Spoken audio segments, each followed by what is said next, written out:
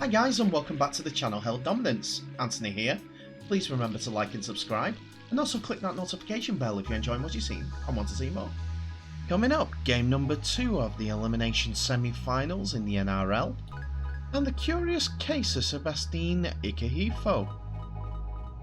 But first, we go into a story. 2 props retiring. So ladies and gentlemen, these 2 prop forwards are retiring. First of all, Tony Clubb is decided that he will hang up his boots after an incident that happened in the game against Hull FC, which is an unfortunate incident, and he was left in tears at the DW Stadium last night following his last home game in a Wigan shirt. The prop forward has been with the Warriors since 2014 with over 150 appearances under his belt, but has found opportunities difficult to come by under the current head coach Adrian Lamb, who's on his way out at the end. Well, Clubb, as I've said, hit the headlines over the incident with Andre Savelio and received an 8-match ban for alleged racist abuse. The former London Bronco Clubb spent 7 years in the capital before earning a move to Lancashire ahead of the 2014 season. He has also been capped 4 times for England and will always be remembered for scoring 4 tries in a single England game to put his name in the record books. The 34-year-old has been a great servant for the Warriors, with emergency kidney surgery in 2017 epitomising Clubb's braveness as he finally won a grand final with the club 1 year later after 2 losses at Old Trafford. So yes, that's one of these 2 bruising prop forwards of the Sean Wayne era gone, and he has put a couple of memories in my head. Yes, there is some bad ones, but I remember when he ran 30-40 metres, well, he'll be saying it's a length of the field try now, to score a try in the corner in the last minute against Warrington after a charge down. That was funny because he was very, very happy with it. We're not going to talk about the grounding because that's a bit suspect, but yeah, he's unfortunately retiring after, as I said, records of 4 tries in an England game. Next we go on to Ben Flower. Ben Flower will be mostly remembered for the infamous grand final 2 punches on Lancashire, but he's had more to his game than that in his playing career. So Ben Flower has been at Leigh for the last season, and the 33-year-old has made more than 250 career appearances for Crusaders, Wigan and Leigh. Flower has won 3 Super League titles, a Challenge Cup and a World Club Challenge whilst with Wigan between 2012 and 2020. The Welshman joined Leigh ahead of this season, but injury limited his chances to just 4 appearances for the Centurions. He said, "Well, it's that time I think all the players dread to talk about, and this is mine. It's finally my time to call it a day in rugby league at the end of the season. For all the injuries and knocks, it's been worth it. As a kid, you never think this day will come when you're becoming a professional, but unfortunately it does. But firstly, I think I need to start off by thanking my beautiful family, Laura and the boys, for always being there in the tough times and celebrating with me in the good times. Most of my career I've been a grumpy git on game day, so I'm very sorry for all that. Now that weight is off my shoulders, hopefully I can relax a bit more. Dad, thank you for taking me up and down the country as a kid, which made me get to where I am today. Thank you for everything. Secondly, I want to thank the team, Crusaders, Wigan and Lee, and also all my coaches who have invested their time into me over these last 14 seasons. I've been honoured and privileged to walk away with many trophies with my long spells at Wigan Warriors, which I can't thank Sean Wayne and all his staff enough for. But I think most thanks needs to go to the lads who I've played alongside with for so many years. I can honestly say there's a few legends that all in all that and friends for life.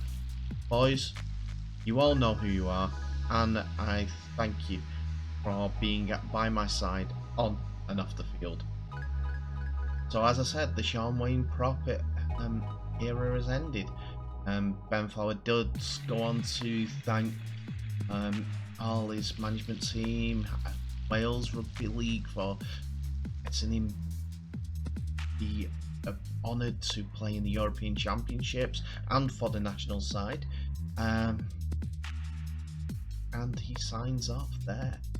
His full statement is on the Instagram page of Benny Flower. So go and have a read of that. Give him a like, give him a comment. Be positive. This is a winner of Grand Finals. It doesn't matter how we played. Still got to be respected. Team. Some of the minuses are heavily against him, with the punch, as I mentioned, 2 punch. But it was one of the two that successful Wigan side based their play on. Big tough forwards, and then the backs that were scintillating at the time.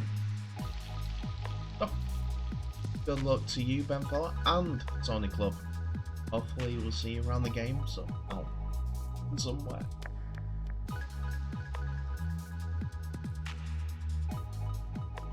So we're back to McKay for the NRL Series Week 2 final game to get it into those preliminary finals, with Melbourne Storm waiting for the winners of this game.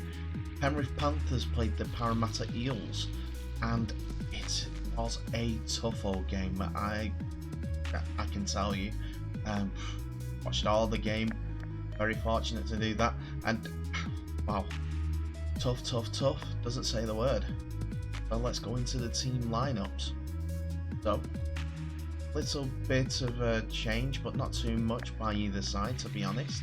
As the headlines news for the Panthers is the late withdrawal from Brian To'o, arguably the form winger in the competition this season, with an ankle knock. Brent Naden comes in on the left flank. In better news, Dylan Edwards, Moses Leota, and Scott Sorensen have all been listed in the 17, replacing Charlie Staines, Matt Eisenhuth, and Spencer Benui. And for the Eels, just making one change for the Eels, with Ryan Matterson deemed fit enough to replace Makahesi Makatoa on the bench. Brad Arthur remains unable to call on long-term absentees May Casivo, Reid Mahoney and Nate Roche, while Joey Lusick is still on the sidelines with a calf strain.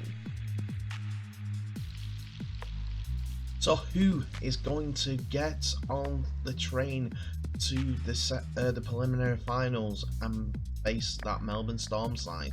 Could it be a top 2 semi-final, or can Parramatta Eels put something out and get past the long-time favourites for the tournament, if you did have Melbourne Storm in it? So we're 4 minutes in and it's still an error-free early stage, but the Eels have looked slick on the left edge, while the Panthers, Brett Naden has got off to a good start with a jinking run through a couple of tackles. And finally on the 7th minute, a break Both sides continue to defend superbly, and the Panthers gradually begin to inch territory. 4 tackles into the set, out over halfway. And Coruscant darts from his dummy half, away from Brown, and he has Cleary in support. Charging down the line, he's towards the line even. He is hauled down a couple of meters short by the number 6 for the Eels. And he cannot extend his arm to complete the try. For the final tackle, the ball is fired out to the left edge, but the Eels seem to have enough bodies and smother the tackler, the offensive player, and survive. And on the back of that effort, the Parramatta Eels go in front. It's a brilliant bomb from Moses on the last tackle from halfway. Moses smashes a huge bomb that swirls and mongreled in the Mackay sky, deceiving poor Dylan Edwards, who let it bounce. He just stood there after it like, can't believe that. Hopefully one of my players have oh no, they're not. It's allowed the Steadon to bounce, but the ball took a wicked deflection off the turf and straight in the arms on the onrushing Waka Break, who burst unopposed under the post. Early advantage for Parramatta. Moses added the simple extras. The Eels back up with a strong set and a good defensive effort that forces Cleary to kick inside his own 40-metre line. There's precious little that each side can offer, and it's fierce, hard running, hard tackling, middle of the park rugby. But an error from the Eels with an attempted offload disrupted in a tackle by Fisher Harris, and Penrith have a full set of 6 in Para's half. They keep it tight for 4 tackles and then throw it around to the right edge, and then there's pure chaos with a ball going to ground repeatedly in the broken field. Eventually there is order, but it's soon back to chaos with the Panthers eager to get the ball wide to the left where there's an overlap waiting, but the ball movement is too slow, and during the move the Eels' hand gets in the way to make a tackle and knocks on. It's originally not spotted, but the captain's challenge confirms Penrith deserve a repeat set inside the 10.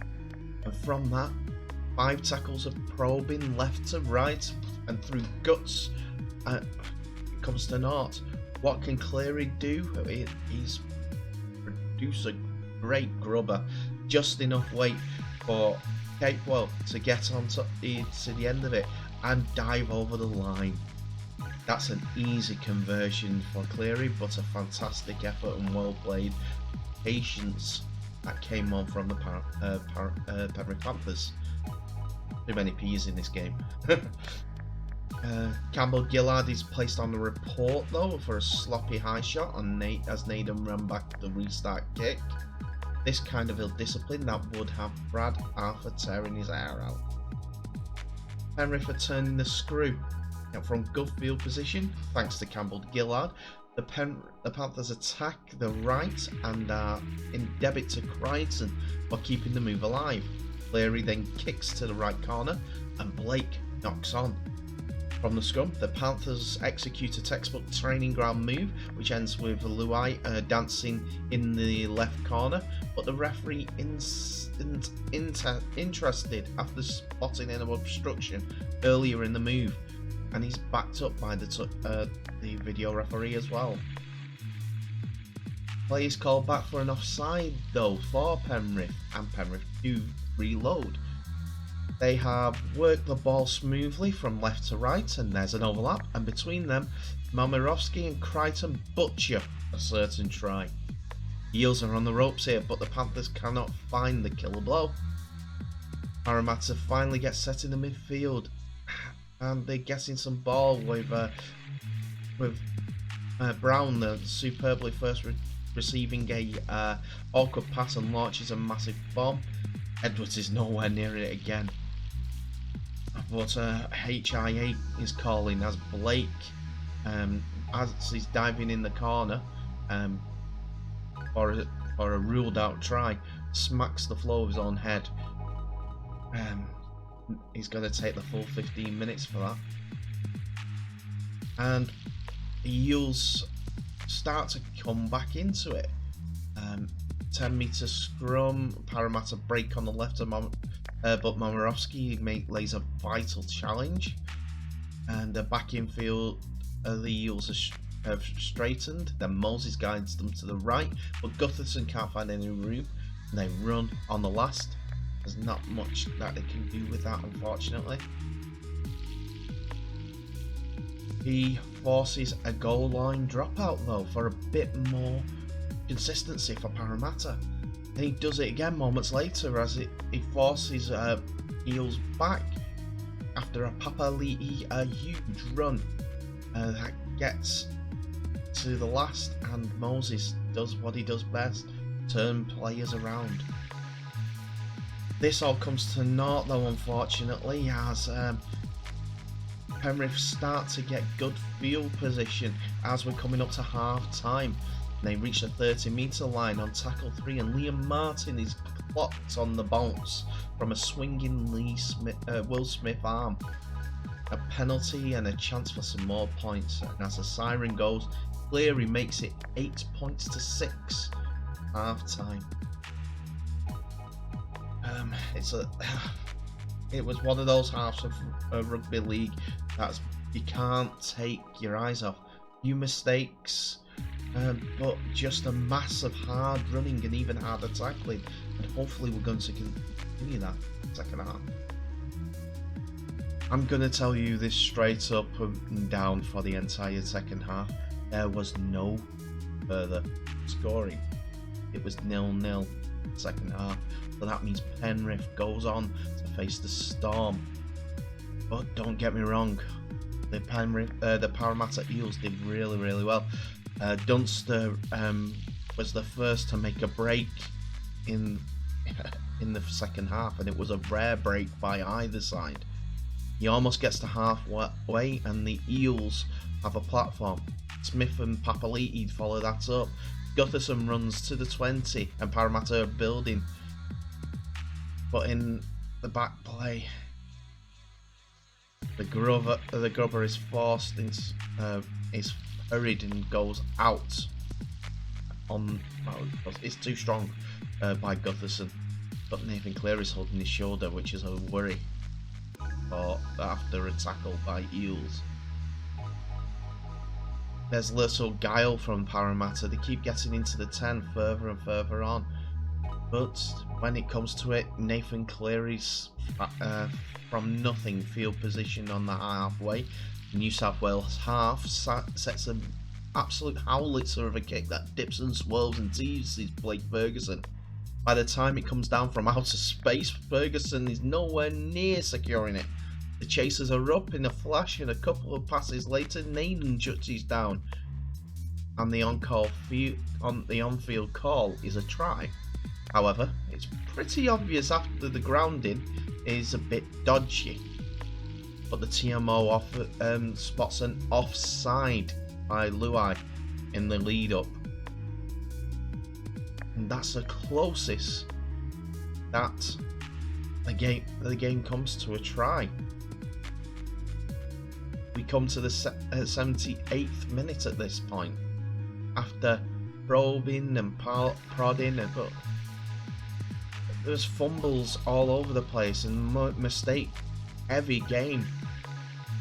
Yes, there were a couple of breaks from Coruscant and Edwards, great darts. But when Parramatta comes to getting the ball in decent position, they have a scrum inside the 10 on the 78th minute. This was off a Junior Paulo heavy drive, forcing Penrith back, just about covered, but a knock on by Penrith in the lead up in trying to get out of the field, shall we say that. And the scrum, a couple of tackles later, Paulo drops it inside the 10-meter line of the Penrith Panthers with just a couple of bodies to bounce over to score, and it would have been under the post. but they have a way with little penetration to end the game. 8 points to 6, and they're bragging. Leicester's theirs. So, I know you're begging to know who was my man of the match for the game. It was quite an interesting one, and there was 2 that came to the forefront, and they were both number 7s. Mitchell Moses, because he caused havoc with a couple of bombs early in the game, but seemed to peter out a little bit more as the game went on. While my choice as man of the match obviously will be Nathan Cleary, because he marshalled his troops very, very well and took a few carries in to give his forwards a break because of the defence that they put on show. But he's also scored 50% of their points today. Fortunately, Mitchell Moses could only do Curry. I know it's a bit pedantic, but yeah, that's my choice of man of the match. So, well done, Nathan Cleary.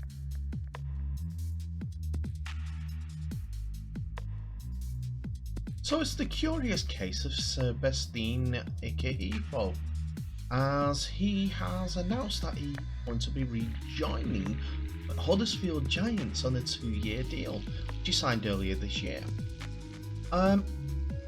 So the former New Zealand Warrior and contracted St George Illawarra Dragons player, who but didn't make a NRL appearance for them, joined Huddersfield in the mid-season transfer window in 2016, and went on to play for them for 3.5 years, making 78 appearances and scoring 1 try. In that period, he was named in the Super League Dream Team at prop forward, and he then later went on to join Salford in 2020 for a season-long loan even, and played in their 2020 Challenge Cup final defeat, unfortunately against Leeds. In 2021, the extension of the loan came through on 13th of November 2020, like the full season for Salford Red Devils. Now, the former Super League Dream Team front rower played 28 times for Salford in his spell, some of those outings coming when now Tigers coach Ian Watson was in charge. Ikehefo initially came to Huddersfield, as I mentioned, and his contract was due to expire at the end of this season. He signed a 2-year deal earlier this year, as we thought that was a bit strange, but Ian Watson has been looking for his devastating forward for some time. But with the signing of Chris Hill, he'll need his perfect foil for him, and both parties feel that that will be the best for both player and the club. On his move back to Yorkshire as a player, he says, "It feels good to be back. I still live here and it's been a good home to me. It's good to get home even. I'm looking forward to working with Ian Watson again. He's one of the smartest coaches I've ever worked with, and he uses me really well. I've got some good memories with Ian Watson and Greg Brown. I know what to expect with Greg Brown as well. Lots of muscular endurance, which is good for me. It'll get me fit. The training at Salford was excellent, and they're both great trainers. And I'm looking forward to working with them again. Hopefully I can have a good time here. Have a good team, a good coach, and I feel really good about next season. I'm expecting top 4 next season, and everyone expects a lot from this group, and hopefully can deliver." On his new charge, returning to Huddersfield, Watson added, "I like everything about Sebastian. His carries, his work on the ball and off the ball, the work in defence. So he ticks lots of boxes for me. He was one of the best front row forwards in the competition a few years ago, and we felt like we were getting him back to his best at Salford, and he's been close to his best this season. It's a great addition. So we're getting close to the finals, the grand final, and it's left us with a card of Melbourne Storm versus Penrith Panthers, Manly Seagulls versus the South Sydney Rabbitohs. And these are two good games. It'll be defensive heavy, unless Manly can show up again like they did in the other game. They needed that performance in the last one. But yeah, we'll see what next week brings us. I think we're going off these preliminary final 1 and 2 things. So Manly will play the Souths first, I think. We'll see that next week. There'll be announcements and everything like that coming up. So check your local TV listing for that information. So who's going to win?